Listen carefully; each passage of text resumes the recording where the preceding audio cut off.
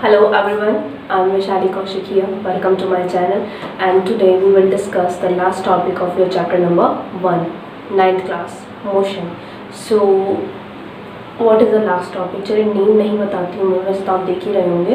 You can see the topic on the board also. So actually देखिए हम बहुत सारे टॉपिक्स डिस्कस कर चुके हैं, है ना. अगर आपने वीडियोस नहीं देखी हैं, so I will provide the link of the previous videos in the description box and you can check the videos and you can watch the videos through the link. Clear?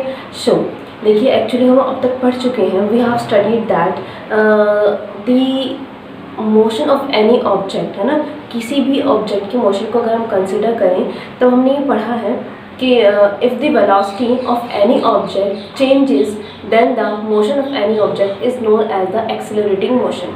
अगर किसी भी object की velocity change होती है तब हम उस motion को क्या कहते हैं कि एक्सेलरेटिंग मोशन है ना.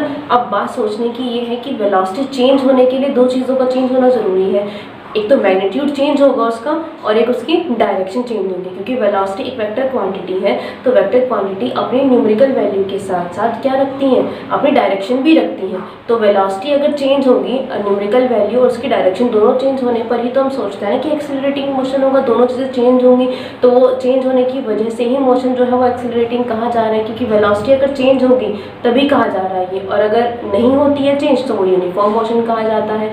ठीक है, तो अब बात सोचने की है क्या कोई एग्जांपल ऐसा भी है जिसमें वेलोसिटी अपनी न्यूमेरिकल वैल्यू को तो चेंज नहीं करती है, दैट मीन्स अपने मैग्नीट्यूड को तो वो चेंज नहीं करती है, सिर्फ अपने डायरेक्शन को चेंज करती है. इस टाइप के एग्जांपल्स क्या हमारे पास हैं, ये चीज़ है देखने की. थिंक अबाउट इट, है ना. चलिए हम एग्जांपल कंसिडर करते हैं. कोई एक एथलीट है जो एक रेक्टेंगुलर फील्ड में क्या कर रहा है, रेक्टेंगुलर फील्ड के चारों तरफ दौड़ रहा है ना, रनिंग प्रोसेस में है वो. तो जब एक एथलीट रेक्टेंगुलर पार्क या रेक्टेंगुलर फील्ड की अगर हम बात करें तो उसमें अगर वो अपने मोशन को देखें तो वो कब अपने मोशन को चेंज करता है. तो देखिए रेक्टेंगुलर फील्ड आपका इस टाइप से होता है, तो इसमें जो आपका एथलीट होगा वो कब करेगा अपनी पोजीशन को चेंज. देखिए इस पाथ पर जाते हुए तो वो अपनी स्पीड को सेम ही रखेगा, एक यूनिफॉर्म स्पीड के साथ जाएगा एथलीट, लेकिन इस कॉर्नर पर आकर के अपनी स्पीड को मेंटेन रखने के लिए वो क्या कर देगा, इस पॉइंट पर आकर के वो अपनी डायरेक्शन को क्या करेगा, चेंज करेगा. सिमिलरली यहाँ पर वो अपनी जो वेलोसिटी है उसके मैग्नीट्यूड को सेम रखेगा और इस पॉइंट पर आकर के दोबारा से अपनी डायरेक्शन को चेंज करेगा. यहाँ पर उसका मैग्नीट्यूड सेम रहेगा, फिर वो अपनी डायरेक्शन को चेंज करेगा. सिमिलरली आप और भी एग्जांपल्स ले सकते हो, जैसे कि अगर फील्ड जो है आपका रेक्टेंगुलर ना होकर के हेक्सागन अगर आपका फील्ड हो, इसमें 6 साइड्स होती हैं आपकी. हेक्सागन क्या होता है, hexagon is a object which is having the 6 sides, है ना. 6 साइड्स की अगर हम बात करें, ये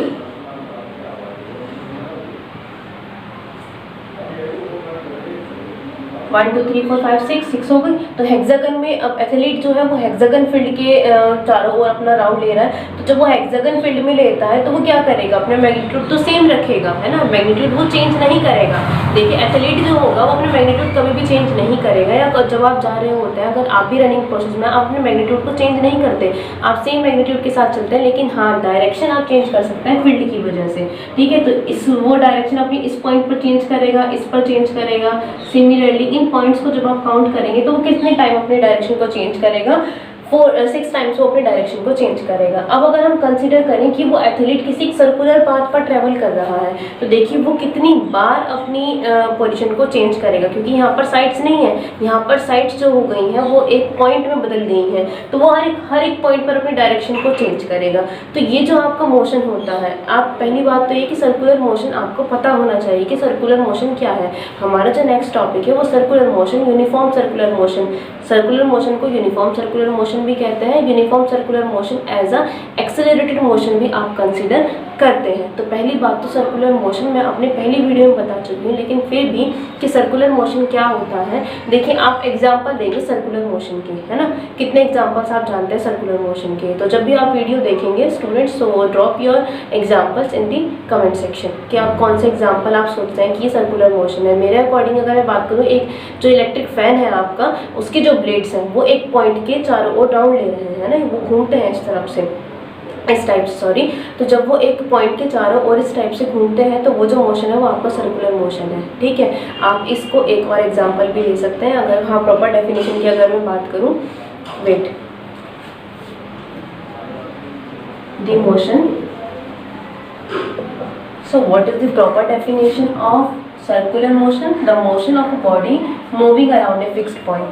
जो मोशन कहा जाएगा किसी बॉडी का जो moving around a fixed point in a circular path is known as the circular motion. किसी एक फिक्स्ड पॉइंट के चारों ओर जब आप कोई भी बॉडी रोटेट होती है, मोशन करती है सर्कुलर पाथ में, है ना। देखिए सर्कुलर पाथ इज नोन, ऐसा नहीं वो सर्कुलर पाथ नहीं होना चाहिए, वो पाथ ही सर्कुलर होना चाहिए तभी कही जाएगी ये चीज़। और भी आप एग्जाम्पल ले सकते हैं, the motion of the moon around the sun, है ना, आप ये ले सकते हो। और भी बहुत सारे एग्जांपल्स हैं जो आप ले सकते हैं। अब देखिए इस कंडीशन को देखते हुए कि आपने सर्कुलर मोशन तो देख लिया, लेकिन सर्कुलर मोशन क्या होता है अगर हम उसकी बात करें, यूनिफॉर्म सर्कुलर मोशन उसे कब कहेंगे आप? Uniform circular motion. The circular motion अलग है, यूनिफॉर्म सर्कुलर मोशन अलग है, क्योंकि ये सर्कुलर मोशन अगर यूनिफॉर्म स्पीड के साथ है तो आप उसे क्या कहेंगे? Uniform circular motion. Uniform speed मतलब उसकी जो स्पीड है वो चेंज नहीं हो रही है, वेलोसिटी उसकी चेंज नहीं हो रही है। Circular motion of a body having uniform और constant speed is known as uniform circular motion. The circular motion of a body वो circular motion of a body जिसके पास यूनिफॉर्म स्पीड हो, ये स्पीड उसकी चेंज ना हो रही हो, तब आप उसे क्या कहेंगे? Uniform circular motion. Clear? It is also known as accelerated motion. देखिए अभी हम इसको क्या कह रहे हैं कि एक्सेलरेटेड मोशन भी होता है। अब आप इसे एक्सेलरेटेड मोशन कैसे कह रहे हैं? क्योंकि मैग्नीट्यूड तो उसका सेम रहेगा लेकिन वो डायरेक्शन हर पॉइंट पे चेंज करेगा, as I told you in the starting of the video. So how can we prove that, है ना। आप इसे प्रूफ कैसे कर सकते हैं कि हाँ इस तरह से चेंज हो रहा है? मैंने आपको बता दिया, आप देख भी सकते हो कि कैसे चेंज हो सकता है ये। सो आप क्या करेंगे, लीजिए और एक थ्रेड लीजिए, थ्रेड की एक एंड को आप स्टोन से बांध लीजिए, है ना। और जब आप उसे बांध देंगे तो आपको क्या करना है, एग्जाम्पल अगर देखें तो जैसे ये मार्कर है, फिलहाल सोच लीजिए कि ये थ्रेड और यहाँ पर क्या है आपका स्टोन है, तो आप उसे इस तरह से क्या करें, रोटेट करें, या फिर आप उसे इस टाइप से भी रोटेट कर सकते हैं, ठीक है। और आप इसकी फिगर आपको स्क्रीन पे भी दिखाई दे रही होगी कि आपको कैसे करना है। आपको क्या करना है, एक स्टोन लेना है और थ्रेड लेना है और आपको उसे इस टाइप से घुमाना है, ठीक है। जब आप उसे घुमाएंगे रोटेट फॉर्म स्पीड के साथ और सडनली आप उसे छोड़ दें, थ्रेड को आप सडनली क्या करें, छोड़ दें। जैसे कि वो कंडीशन जिसमें आप थ्रेड को घुमा रहे हैं, ये वो थ्रेड हो गया और ये वो स्टोन है और आप उसे रोटेट कर रहे हैं, तो आपने क्या किया, सडनली इस थ्रेड को छोड़ दिया। तो अगर ए पोजीशन पे आपने छोड़ दिया, मतलब आप उसे रोटेट कर रहे थे और आपने इस कंडीशन में लाके क्योंकि थ्रेड को छोड़ दिया, इस कंडीशन में छोड़ा तो वो इस टाइप से जाएगा बेटे, एक स्ट्रेट लाइन को वो फॉलो करेगा। क्यों? क्योंकि वो उसी डायरेक्शन में इस पॉइंट पर डायरेक्शन जो थी पॉइंट की या पार्टिकल की या स्टोन की वो ये थी, स्ट्रेट लाइन में, इस डायरेक्शन में। लेकिन आप उसे घुमा रहे थे, जब आपने इस कंडीशन में छोड़ा तो वो एक स्ट्रेट लाइन को फॉलो करते हुए आगे की तरफ चला गया। सिमिलरली अगर आपने उसे इस टाइम पर छोड़ा तो वो इस स्ट्रेट लाइन को फॉलो करेगा, आपने उसे इस पॉइंट पर छोड़ा तो वो यहाँ पर करेगा। मतलब आप उसे डिफरेंट सिचुएशन पर छोड़िए। आप जब एक्टिविटी करें तो करने में कोई प्रॉब्लम नहीं है, छोटी सी एक्टिविटी अगर आप करना चाहें तो एक बार आप उसे अपने पॉइंट्स आप अपने आप से देख सकते हैं। इसको घुमाते हुए आपने एक बार यहाँ से छोड़ दिया, फिर आप यहाँ तो यहाँ पे छोड़ दिया आपने, फिर आप इस पॉइंट पर आपने इसको रिलीज कर दिया थ्रेड को।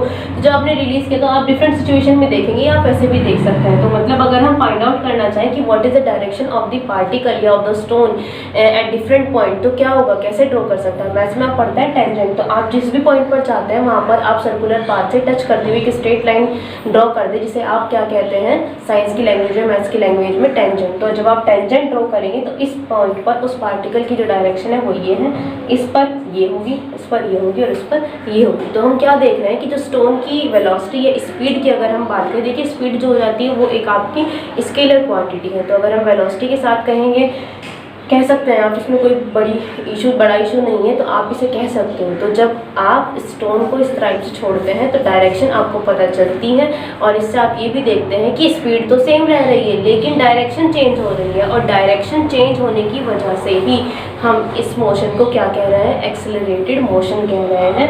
तभी आपने कहा कि it is also known as the accelerated motion. It's your activity, और आप इसको अपने जो फिगर आपको स्क्रीन पे दिखाई दे रही होगी उसके थ्रू आप समझ भी सकते हैं। Clear? So it is the last topic of your chapter, so I think and I hope आपको चैप्टर समझ में आया होगा। if you have any doubt, any query, और अगर कोई सजेशन भी आप देना चाहते हैं so drop your comment in the comment section।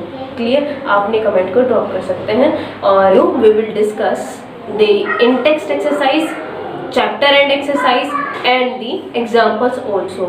So please watch the videos and maybe मेरी प्लानिंग ये है कि आपको लास्ट में एक क्वेश्चन दिया जाया करेगा नेक्स्ट टाइम से, और आपको उस क्वेश्चन का आंसर अपने कमेंट बॉक्स में छोड़ना होगा नेक्स्ट वीडियो में, जिसका भी आंसर सबसे पहले आया होगा और करेक्ट आंसर के साथ वो हम वीडियो में बताएंगे कि इस स्टूडेंट ने ये आंसर बिल्कुल करेक्ट दिया है. Clear? So watch all the videos and then ask your doubt in the comment, and then ask your doubt. आप पूछ ही सकते हैं, जो स्कूल के स्टूडेंट हैं वो तो पूछ ही सकते हैं, उनका तो डाउट सेशन होता ही है. बाकी आप सभी जो भी वीडियो को देख रहे हैं वो अपनी क्वेरी पूछ सकते हैं कमेंट सेक्शन में. Clear? So thank you very much and please like, share and subscribe the channel.